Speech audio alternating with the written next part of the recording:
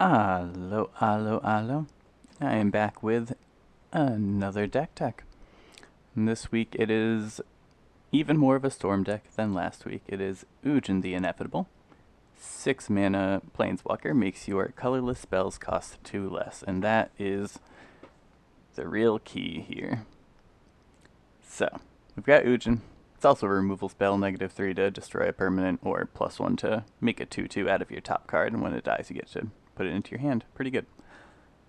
So, first things first. We've got a ramp package. It is boring. It's a bunch of things that tap for mana. This one draws a card. This one also draws a card. There's some good things, but it's nothing interesting. Anything that costs 2 or 3 mana and makes mana in colorless is fine. Moving on.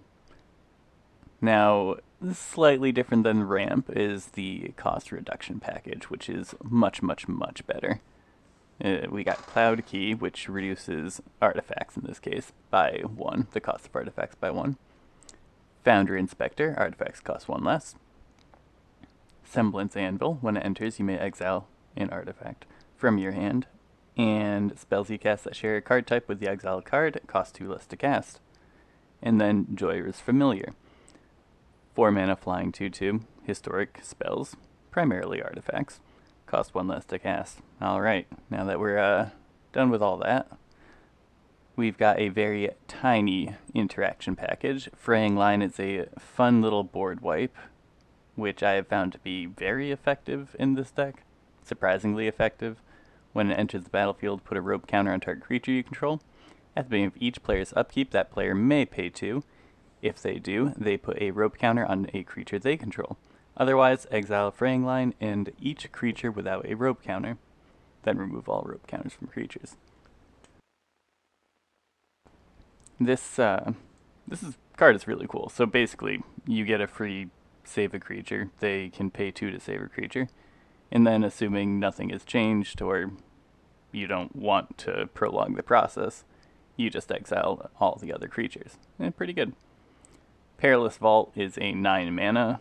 Exile all non-land permanents. You really don't want to be using this if you can avoid it, but sometimes just playing it out makes people play a little differently, and it can be worthwhile. Wandering Archaic. It's kind of interaction. It stops people from... it kind of taxes people if they want to cast removal. And sometimes you just get free spells because people cast into it and don't realize it. It's a 4 or 5 mana 4/4. Whenever an opponent casts an instant or sorcery spell, they may pay 2. If they don't, you may copy that spell and choose new targets. Very cool card. Meteor Golem comes in at 7 mana 3/3. When it enters the battlefield, destroy target non-land permanent an opponent controls. It's fine. It's a Meteor Golem.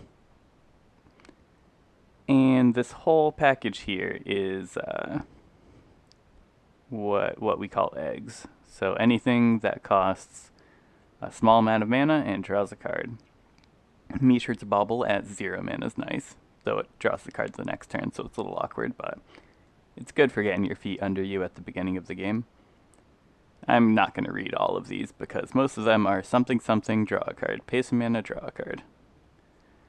Let me see if there are any that don't fit that description. Well, yep.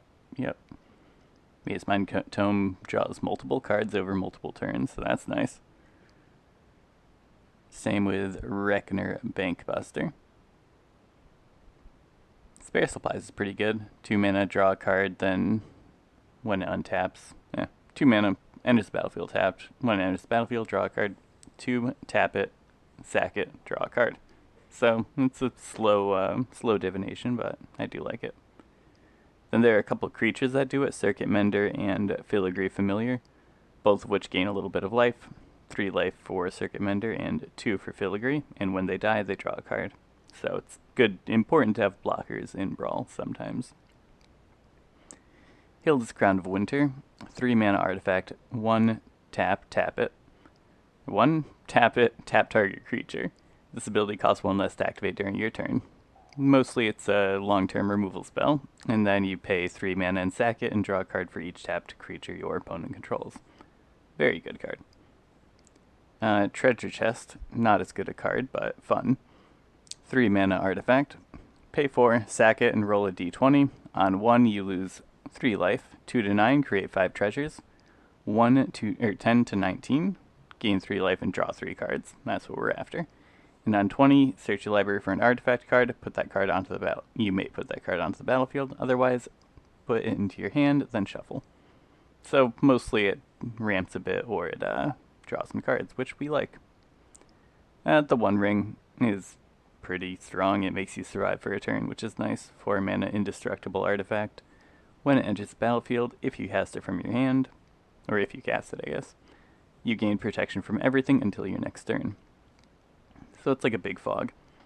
At the beginning of your upkeep, you lose 1 life for each burden counter on it, and you can pay 1 and tap it. This is the alchemy version, so it's a little nerfed from the normal one. You can pay 1 and tap it, and put a burden counter on the One Ring, then draw a card for each burden counter on the One Ring. Quite strong. Alright, now that we're done with all that nonsense, I'm going to skip this package for just a moment, find the one land I want to point out as being very, very good. Well, 2 maybe. Inventor's Fair. Very strong land. You gain a life every turn if you have 3 or more artifacts, which we generally do. Pay 4, sack it, and search your library for an artifact. Reveal it and put it into your hand. Activate only if you control 3 or more artifacts. This card is excellent, and absolutely belongs in a deck like this. There are a couple that draw a card in here, and then there is Buried Ruin, which is 2 tap, sack, return target artifact card from your graveyard to your hand. Very useful. Alright, on to the meat and potatoes of the deck. Starts out with Manifold Key. It's not the best thing ever, but it's 1 mana artifact that lets you pay 1 to untap another artifact. Retrofitter Foundry probably doesn't fit the deck as well as it used to for me, but it's a 1 mana artifact. You can pay 3 to untap it, 2 tap it to make a 1/1 servo, 1 tap sack a servo to make a 1/1 Thopter, or tap it and sacrifice a Thopter to make a 4/4 colorless construct. You can definitely get something going here, but it's not what it used to be in the deck. Ashnod's Altar should probably have been in the ramp package, but it is very close to like the core engine of the deck. This card is incredibly powerful. 3 mana, artifact, sack a creature, add 2 mana. We'll see in a second how this comes in, but it is very strong. Chaos Wand could go into the interaction package, but at the sometimes it just goes infinite. 3 mana artifact, pay 4 mana, tap it, exile cards off your opponent's library until they exile an instant or sorcery. You may cast that card without paying its mana cost. Very fun card. I really just enjoy a card like this. It's kind of chaotic and fun.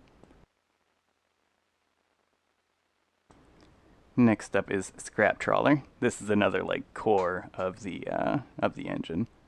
3 mana, 3/2 artifact creature. Whenever Scrap Trawler or another artifact you control is put into a graveyard from the battlefield, return to your hand target artifact card from your graveyard with lesser mana value. Very, very strong for looping all sorts of things that draw a card, say. Mystic Forge. Now we're getting up into like the higher mana costs. All of these are at the core of the engine, and they're all very, very strong. You may look at the top 4 mana artifact. You may look at the top card of your library at any time. You may cast artifact spells and colorless spells from the top of your library, and you may tap it and pay 1 life to exile the top card. Very strong. This is many, many, many draw spells all tacked into 1 card. Panharmonicon. 4 mana artifact, doubles the enters the battlefield abilities of creatures and artifacts you control, which comes in handy when you have Symmetry Matrix, a 4 mana artifact, and whenever a creature with power equal to its toughness enters the battlefield under your control, you may pay 1. If you do, draw a card. So, Symmetry Matrix works fine with Ugin. Whenever you +1 him and make it 2/2, you can pay 1 to draw a card. It's kind of nice, you get to double down. And it also works with a card we're going to get to in just a couple. It also works with Dollhouse. It works with a lot of things. Dollhouse of Horrors, 5 mana artifact, pay 1, tap it, exile a creature card from your graveyard. Create a copy of the exiled card, except It is a 0/0 construct artifact in addition to its other types, and it has this creature gets +1/+1 for each construct you control. It gains haste until end of turn, activate only as a sorcery. Very strong. This gets us back our pieces after they've been removed. Forsaken Monument, this is another big one, though I guess these all are. 5 mana legendary artifact. Colorless creatures you control get +2/+2. Whenever you tap a permanent for colorless mana, add an additional colorless mana. Whenever you cast a colorless spell, you gain 2 life. So this is a mana doubler, just plain and simple, and very, very strong. Every land in here taps for colorless, and most of our, well, a decent chunk of our ramp also taps for colorless.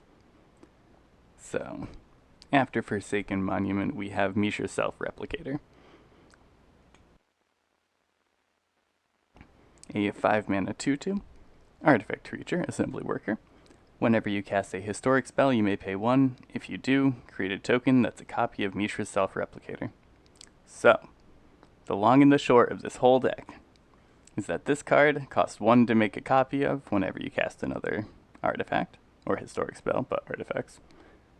Costs 1 to make a copy, and Ashnod's Altar makes 2 mana out of that copy.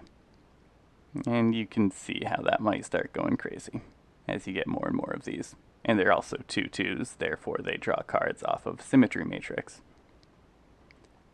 Next up we have Paradox Engine. Whenever you cast a spell, untap all non-land permanents you control. I firmly believe that this card should not be legal in Brawl, but if I'm going to play it anywhere, it absolutely belongs in a colorless deck, with the limitations that come with being in a colorless deck. I would think a more fair version of this would be something like 5 colorless specific mana for this card. It is absolutely insane, and I am so happy it's banned in EDH. But yeah, I generally don't play it. It's insane. It's infinite mana. It goes infinite with all sorts of things. And unsurprisingly, it goes infinite very easily in this deck. Next up we have a 5 mana 4/4 artifact creature, Self-Assembler. When Self-Assembler enters the battlefield, you may search your library for an assembly worker. There is 1 assembly worker in here. Reveal it and put it into your hand. And that gets us Mishra's Self-Replicator. And last up is Planar Bridge, a 6 mana legendary artifact that lets you pay 8 mana, search your library for a permanent, and put it into play. It gets any of these that we don't already have. Alright, and without further ado, let's head right over into the games.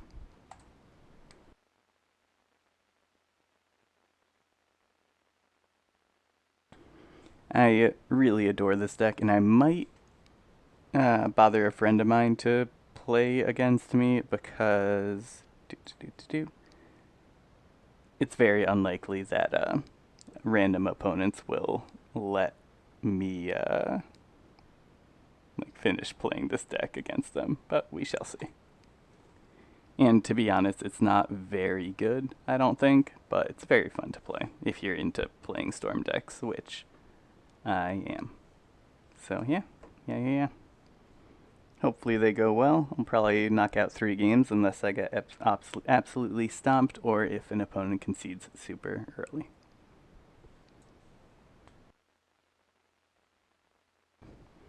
Alright, we've got a colorless Ugin deck against a 5-color Tom Bombadil deck. And what are we looking at here? This hand is pretty weak. But I'm going first and I have lands and spells, so I'll keep it.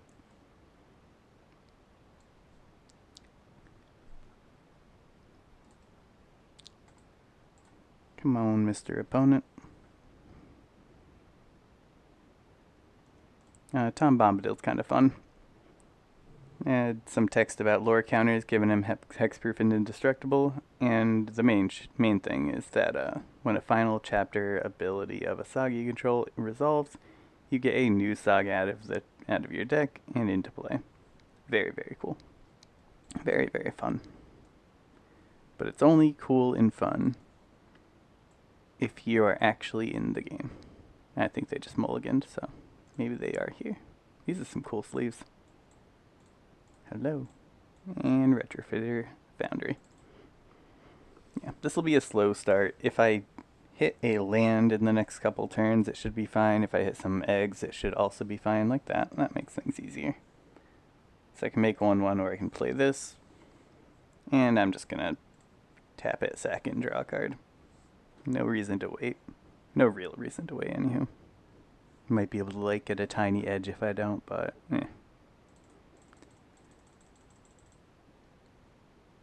what is this? Norn's Disassembly. Sack a historic permanent, seek a historic card. Wow, that's cool. And that's kind of a lucky top deck. Yeah, I could be mana efficient by playing one of the Mender or the Filigree Familiar, but I'm going to play the ramp spell because I think it's just more important right now. Neither of these is going to draw me a card anytime soon. Oh my, Calyx is very frightening.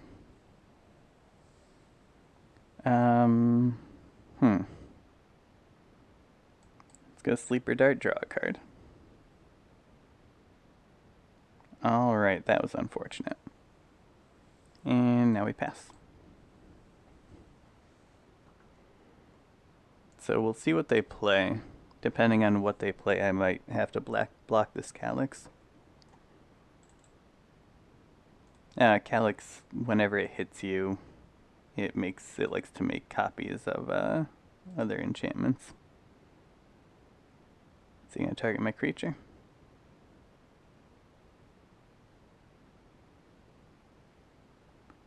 Alright, well, I think I'm gonna go ahead and make a 1/1 so I can block him and stop him from exiling something else I control.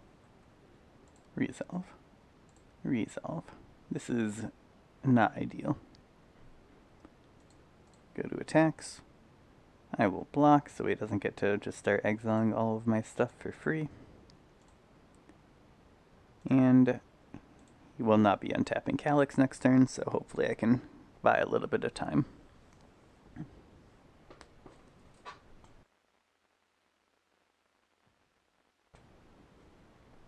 Yup. I am in a little bit of rough shape here. Well, we got a Joyra's Familiar. Yeah, I'll lead with that for sure. Hopefully they don't have more removal. If they have more removal, very shortly I will be in much trouble. I mean, even if they don't have more removal, I'm still in a little bit of trouble, but we might be able to get our feet under us at some point. Tom Bombadom? Idyllic Tutor, okay. 2 mana Saga that removes something. Elspeth's Nightmare, I don't think hits. Okay, cool. Weatherseed Treaty gets a land, then it makes a 1/1, then gives something plus, probably +5/+5. Yeah.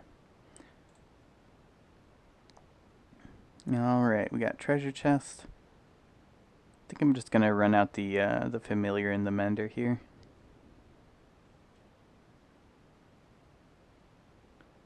Yeah, they kind of, meh. I'll run out a Familiar and the Treasure Chest, actually. Between Mender and Familiar, it doesn't actually matter, but it was the first one I picked, so that's the one that went in. Ooh, actually it does matter, I didn't realize. Filigree Familiar, apparently it's only when it dies, whereas Circuit Mender is when it leaves the battlefield. Which would, in fact, count for fraying lines, so read your cards, people. Sometimes it matters.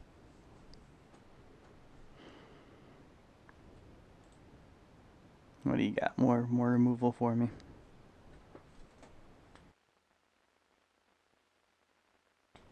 Apparently not. Got a Sithis, an Enchantress, and the Weatherseed Treaty, which we knew about. +X+. Oh, and it gains Trample. That's quite unfortunate. Now, does he want to let me draw a card by attacking with Calyx here? I actually think that's a mistake, but they don't necessarily know it's a mistake, so. Ooh, a free candy trail. I will run out the One Ring when this is going to Chapter 3. I really hope they don't have a way to accelerate it next turn. I don't want to get punished. Ooh, those are lands. I think I will keep them both on top.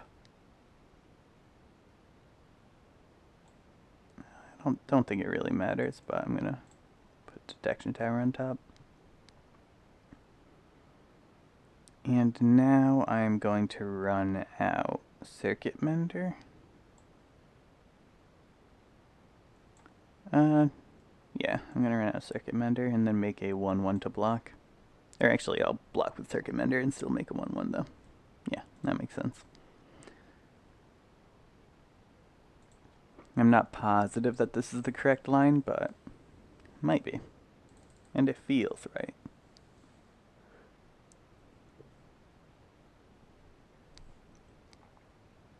Alright, we've got a Tom Bombadil.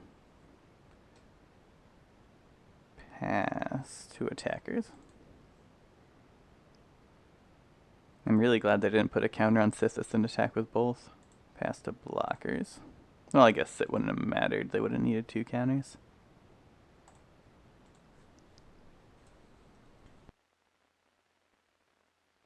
Go to damage, draw a card.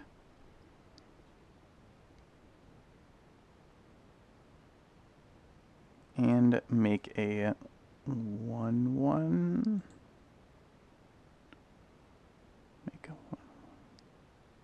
Yeah, make a 1/1.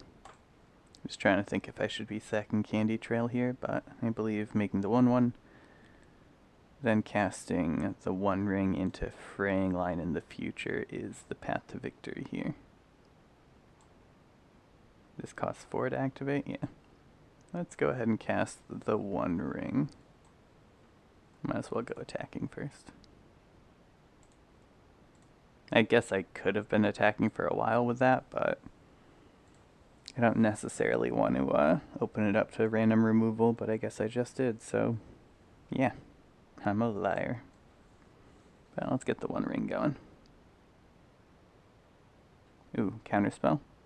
Unfortunate. Well, that's very bad for me.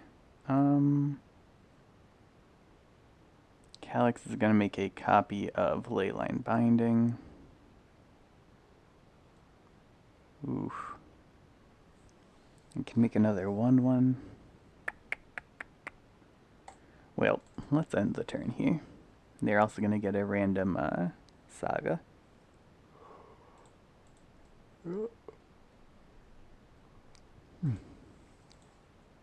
They probably actually would have been better off targeting Sithis with that.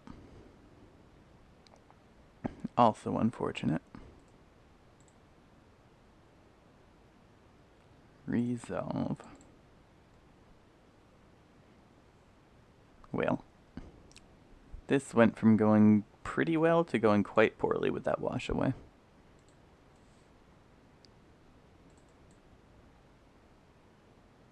That's fine, honestly.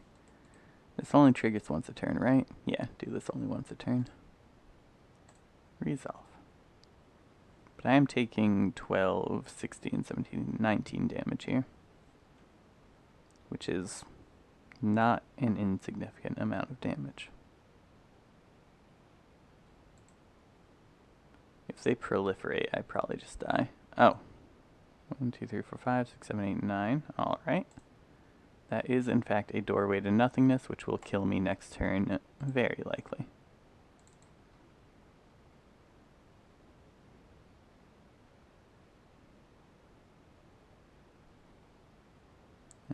Waste caves. We still go Fraying Line, but I do believe we are likely to be dead here.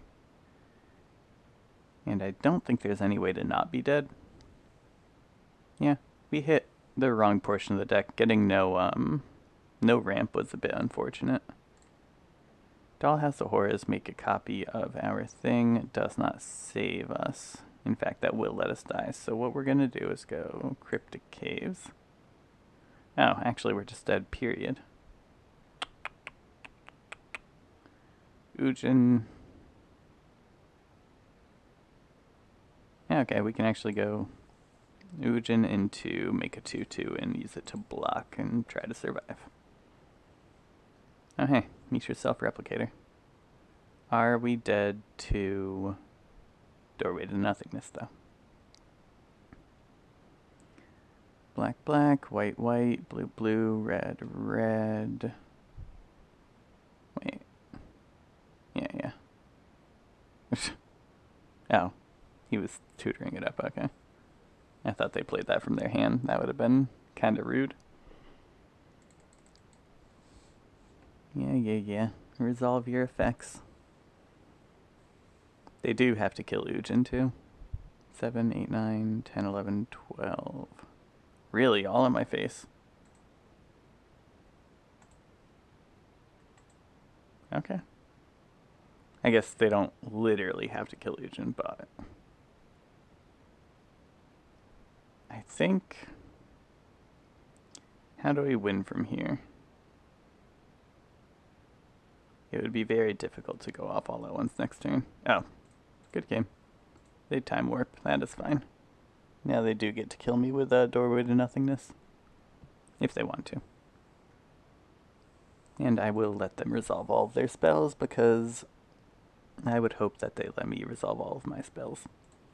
I think it is reasonable to concede in a situation like this, and it's perfectly fair to concede whenever. I frequently concede when I am playing off camera, but, well, I think it's okay because everyone has limited time in their life to play games and such.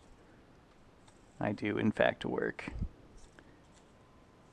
But right now, while I'm playing a deck like this, while it's on camera, and when I'm playing against my friends, generally I will not concede. And that was not always the case, but I have been shown the truth of the non-conceding life. Alright, game 1 was a loss, but there were chances. I certainly could have won. A decent amount of interaction from my opponent made that a little bit tough. If I'd played... The One Ring getting countered was brutal. They could have countered Fraying Line too, but... either way.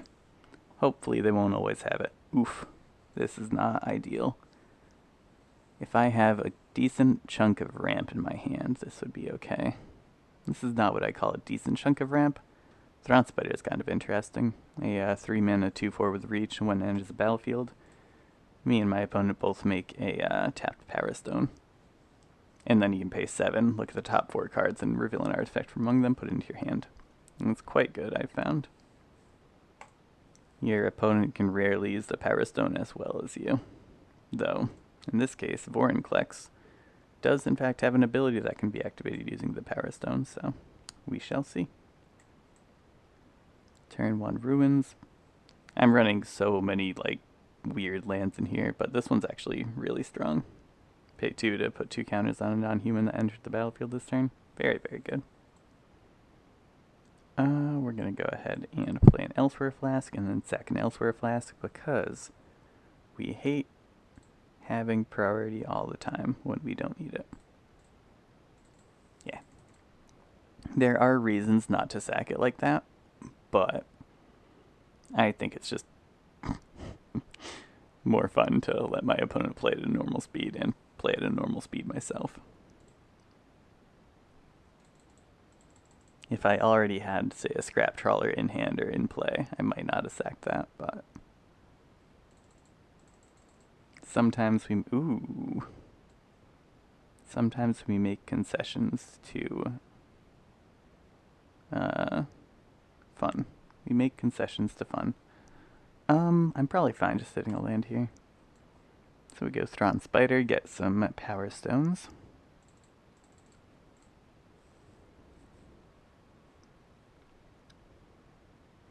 Ooh, they can actually use the Power Stone to activate Castle Garenbreak and turn it into creature spending mana. Power Stones can't be spent for non-artifact spells. And Castle Garenbreak can only be spent casting creature spells, so they convert one kind of limited mana into another kind of limited mana.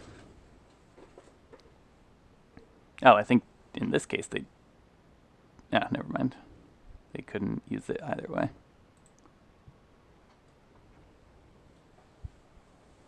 Alright, they've got 4 mana. Beast Whisper is pretty good. And now we go Forsaken Monument and Prey. Guess I can actually attack this Nisa.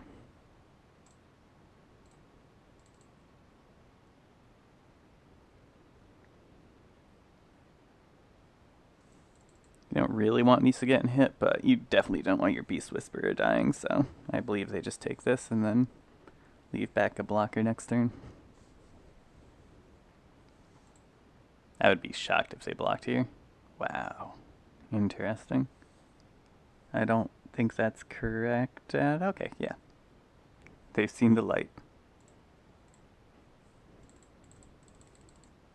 And obviously I don't know what's in their hand, but there are so few circumstances where trading that Beast Whisperer off, or just chump blocking with that Beast Whisperer is correct.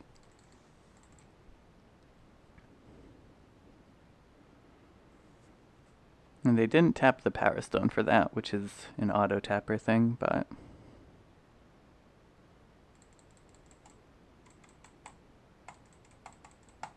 so they're gonna have 6, 7 mana, 8 mana with the elf, 9 if you count the Power Stone. I don't know if they played a land yet. I don't think they did, so 10, 11. Oof, they do have a lot of mana here. They had enough mana to transform this. And not doing so. What does this do on the back? Mill 10, put 2. Yeah, okay. I think not doing so was not correct.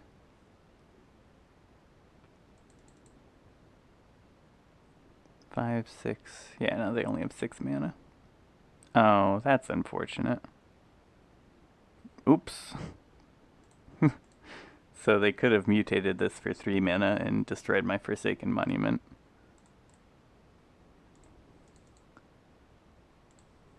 Well, I'm glad they didn't, because now we get to play a game. Let's go. Wastes. I guess that could have been a district, but whatever. We play Ugin.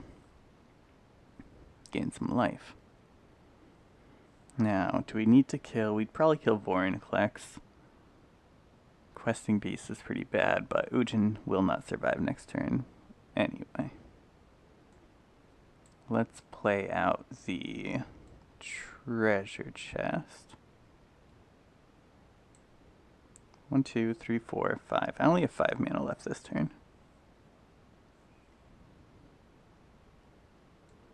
Let's play out the treasure chest and see what we get. I guess I had 6 mana.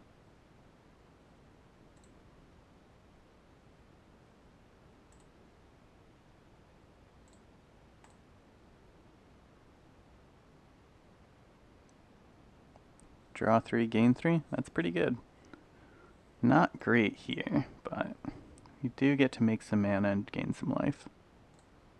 Exile a card from their graveyard. Play a relic. I'm not casting that. I have 2 mana left. Let's see what I get off the top. We got an Aether Flux Reservoir. Alright. Let's cast the Solemn, get some more land. And we do have a pretty sizable board that they're going to be attacking into when they kill Ugin this next turn.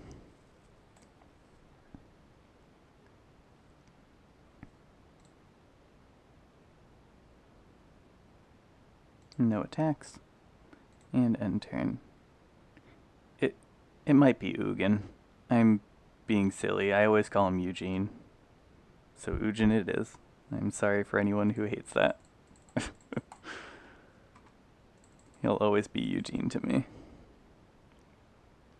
Alright, we've got a Turn Timber Symbiosis, getting a random card off the top. If he hits something like Titan of Industry, that can deal with the situation. Gargos does not deal with this situation.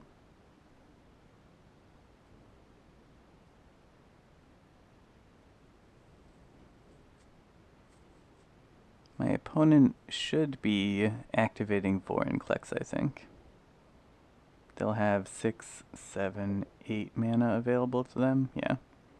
I don't even want to point at Vorinclex, so they, just in case they haven't noticed that that's their that's an option. Wow. Oh, okay. Well, that's actually insane. Verdant Rejuvenation is a dumb, silly card, and it should exile itself when you cast it.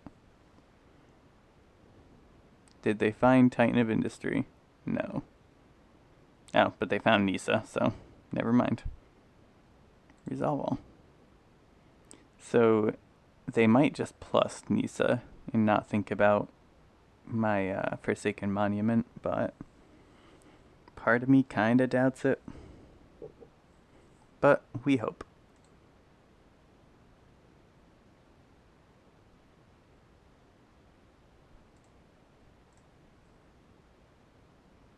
Oh, right, Nisa can just be ulted. That's quite unfortunate. Good game.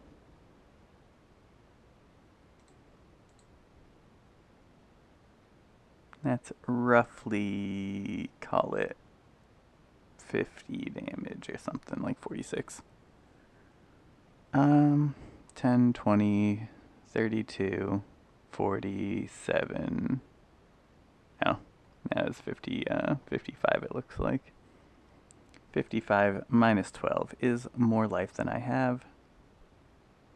And 55 minus 14 is still enough.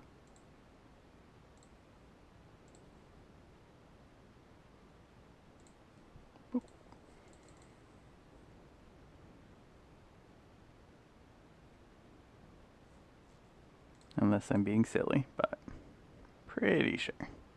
Pretty sure 30, yeah. Pretty sure 32 life is not enough here. Well, that was unfortunate. I was one turn away from very likely winning that game, though, so... Or at least getting far enough ahead that I was unlikely to lose going forward. Let's go ahead for a third game. We've got 2 losses so far. This is definitely a bit more of a hit or miss deck, but we shall see.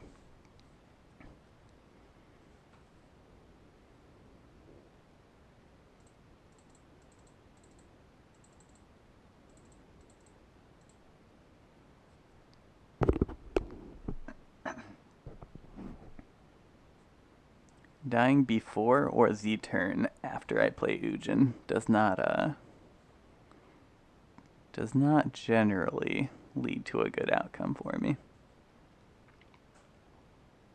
Okay, well, we have a 3 mana mana rock. I think I actually want to mull this. Aetherflux Reservoir and Planar Bridge can come later. Okay, we have a Cloud Key and a 3 mana rock, which is better. We're gonna keep this. And we're gonna hope.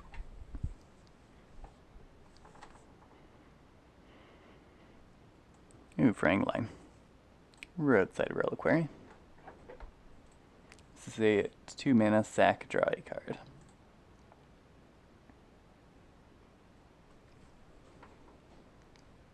Well, that is frightening, but it does not attack or block, so it's okay. Elsewhere Flask, and I will do the same thing again, so it won't constantly hang.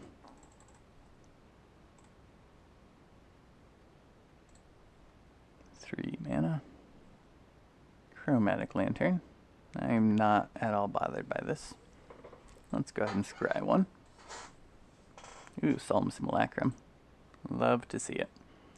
And we'll go ahead and pop a Cloud Key out there, naming Artifact. So now we have a 2 mana Network Terminal and a 3 mana Solemn.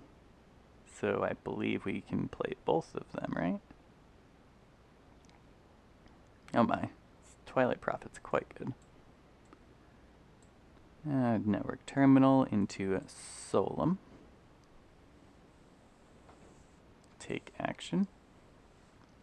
And I believe we are getting ourselves a Wastes.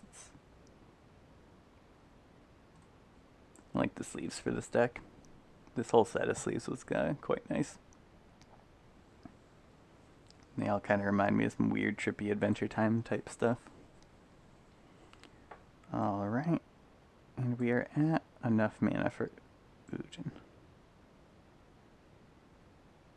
Which means we're also at enough mana to Let's see, if we go Ugin and Fraying Line, we can go Ugin, Burnished Heart, or maybe, oh my.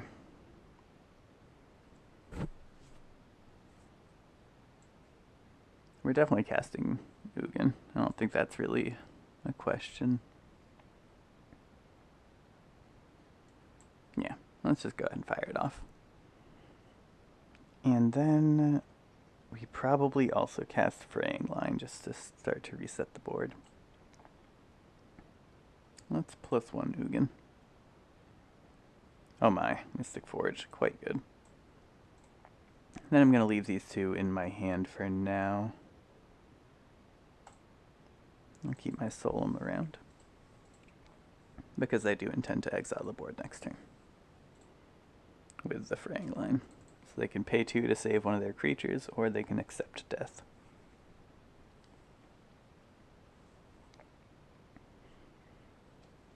Everyone always has to read this card, it's so weird. It took me like actually playing it before I realized that it's just very good. Or at least in a colorless deck, it's just very good. Our sweepers are not super efficient.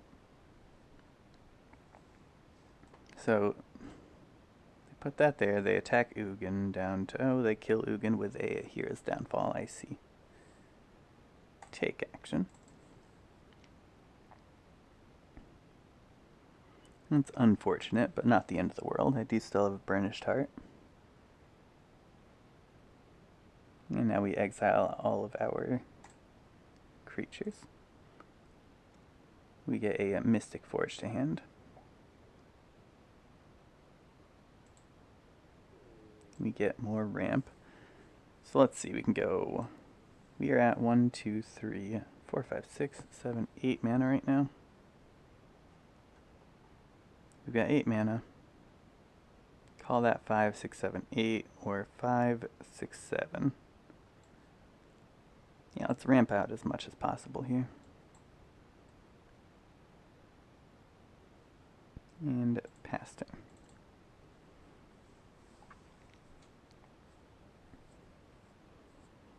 I think I'm pretty well on course to win this game, but we'll see if they have anything fancy. Oh, hey, Cloudstone Key. Quite good. I actually crafted mine pretty recently just for this deck. When I started to go in and like make the deck tech for it, I was like, you know, Cloudstone Key really needs to be in here. And now it is.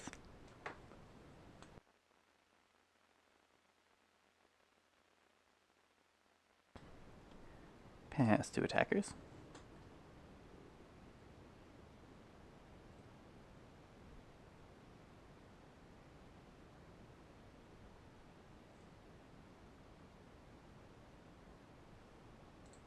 No blocks. Damage. Sack my Burnished Heart.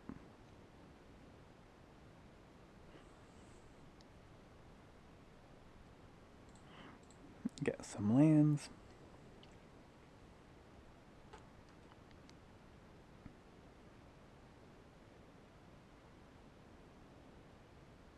I could just play Ugin and then destroy the Twilight Prophet, but I feel like my opponent is so likely to just concede at that point. Yeah, or they'll just concede at this point. Well, that was unfortunate. Okay, maybe just one more game. I do want to try to actually go off. But like I said, people are pretty unlikely to let me actually play that deck out. One more. We'll give it a go.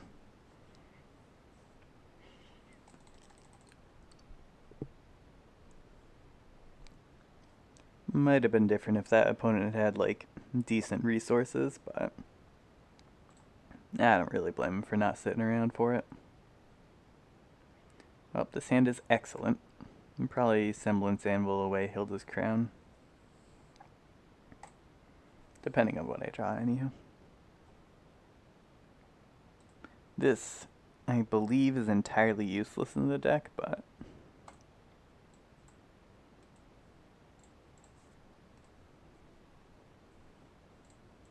yeah, Filigree Familiar is a fox, not an ox. Bird, cat, dog. I don't think I have any of those.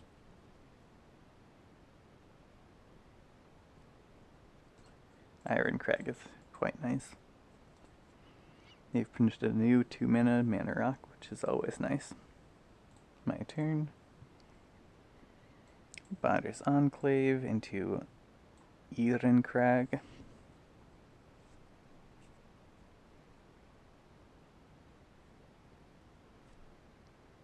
Elvish Rejuvenator, love to see it.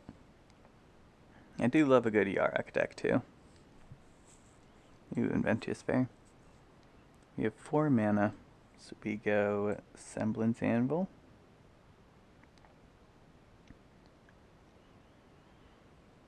Exile Hilda's Crown of Winter.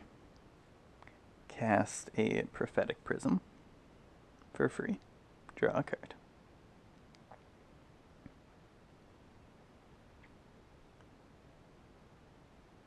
Cast a Circuit Mender for 1. Gain 3 life. And then we pass the turn.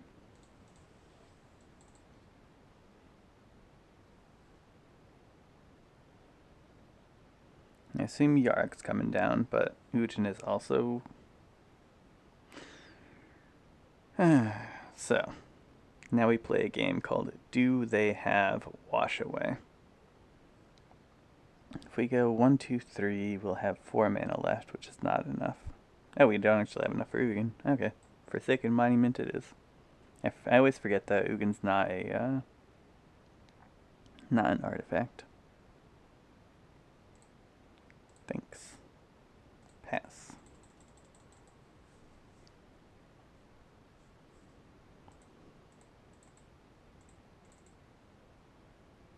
Resolve.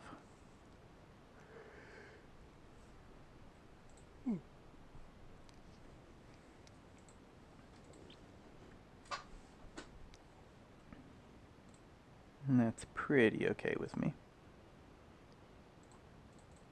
Lose some life. And cast my own Ugin. Ooh, okay, I forgot about Mycosynth Garden. This makes a copy of a non-token artifact you control, which is very, very strong. So, that's another really good one here. Now the question is, do I destroy Yarok, or do I get this countered by Wash Away? It's get it countered by Wash Away. Take action. I still have 6 mana left. Ooh, we actually get to pay the kicker on this. That's a lot of mana I'm gonna have. Not enough to do with it, but we do have Inventor's Fair, so we should be able to get the ball rolling. We could probably Inventor's Fair for, what's it called? Paradox Engine, and win the game that way.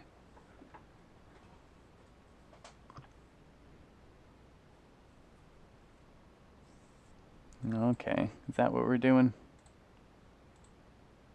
Inventor's Fair.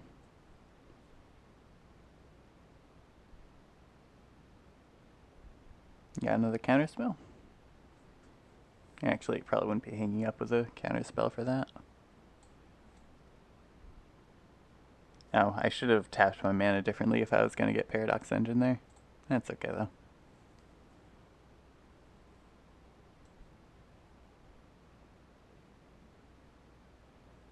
Yeah, Paradox Engine. Let's see the counterspell now. Oof. No counterspell, huh? Unfortunate. Untap all my stuff, gain some life. Good game. They know what's going on here. Though actually, I don't think I have it here.